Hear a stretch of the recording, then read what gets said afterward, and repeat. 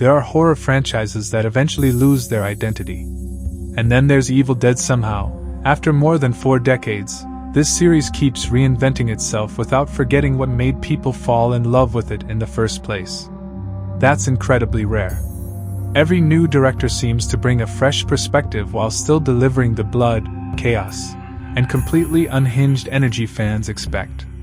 So the big question is, does Evil Dead Burn continue that incredible streak? Or is this finally the movie where the franchise runs out of fuel? Let's talk about it. Welcome back to Movizo, where we break down the biggest movies and shows without the fluff. Today we're diving into Evil Dead Burn, the latest chapter in Sam Raimi's legendary horror franchise. This review will stay mostly spoiler light in the beginning, but later we'll get into the biggest moments that really define the movie. So if you haven't seen it yet, you've been warned.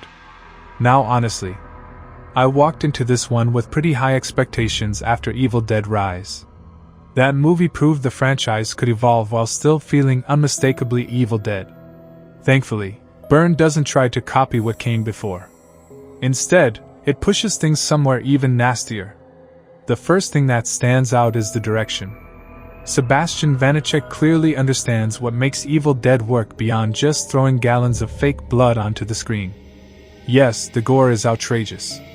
Yes, the Deadites are horrifying. But what makes everything land is the confidence behind the filmmaking.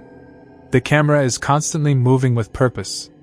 The movie creates tension visually instead of relying on endless jump scares, and there are several sequences where every shot feels carefully planned. That's something I really appreciated because horror can easily become repetitive once the violence starts escalating. Here, it never feels lazy. Another huge strength is the pacing.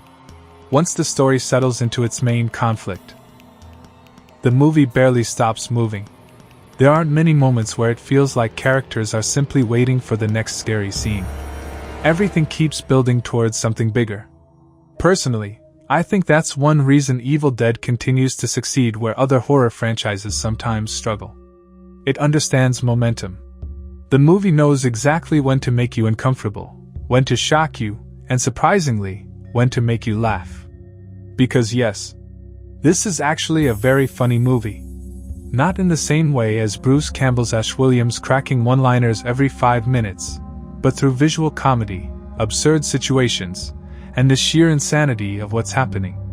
That balance between horror and dark humor has always been one of Evil Dead's greatest strengths, and Burn absolutely remembers that.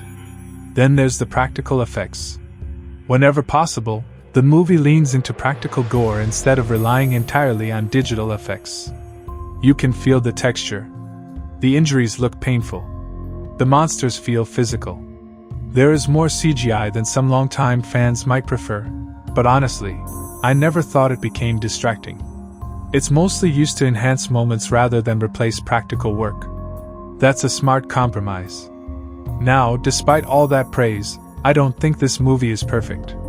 The biggest weakness is definitely the screenplay. The emotional ideas are strong. The execution isn't always. The movie introduces a family that's already dealing with grief, resentment, guilt, and years of unresolved conflict. That's a fantastic setup. The problem is we don't spend enough meaningful time with everyone before absolute chaos breaks loose. Some relationships end up feeling more like concepts than fully developed people. You understand what's happening, but you don't always feel it as deeply as you probably should. I also thought the opening sequence was a little uneven. Evil Dead has made cold opens almost part of its identity now. But this one doesn't hit quite as hard as Rise. The editing feels slightly choppier than the rest of the film, and it takes a few minutes before everything really clicks into place. And while Alice is a compelling lead, some of the supporting characters don't receive enough development to leave the same impact. It's one of those movies where stronger writing could have elevated an already excellent horror experience into something truly unforgettable. Without walking through every scene, there are a few moments that really define why people are going to be talking about this movie. First is the family dynamic. Instead of strangers randomly encountering evil, this movie focuses on people who were emotionally broken long before the Deadites arrived. That makes every possession feel more personal. The monsters aren't just attacking bodies. They're exploiting guilt. They're exploiting grief. They're exploiting years of emotional damage. I think that's where the movie becomes much more interesting than just another gore fest. Then there's one particular sequence involving Joseph that perfectly captures how brutal this movie wants to be. It's not shocking simply because of the violence. It's shocking because the emotional context makes every moment even harder to watch. That's where Burn separates itself from horror that's violent just for the sake of being violent. The brutality actually reinforces the emotional themes. Of course, we have to talk about the finale. This might honestly be one of the strongest third acts in the entire franchise. Everything Evil Dead fans love comes together. The filmmaking becomes incredibly ambitious. There are some inventive camera tricks, one spectacular extended sequence, and several visual ideas that feel instantly memorable. Rather than simply trying to become louder, the movie becomes more creative. Every set piece feels bigger than the last without completely losing control. That's not easy to pull off. The only thing holding the ending back slightly is that I don't think its main Deadite reaches the same iconic status as Ellie from Evil Dead Rise. That performance was incredibly difficult to top. Here, the horror works, but the central villain doesn't quite become as unforgettable. Overall, I had a fantastic time with Evil Dead Burn. It's horrifying. It's disgusting. It's surprisingly funny, and most importantly, it still feels like Evil Dead. Sure, the script could have given its characters more depth, and a few emotional moments don't hit as hard as they could have. But the direction is outstanding.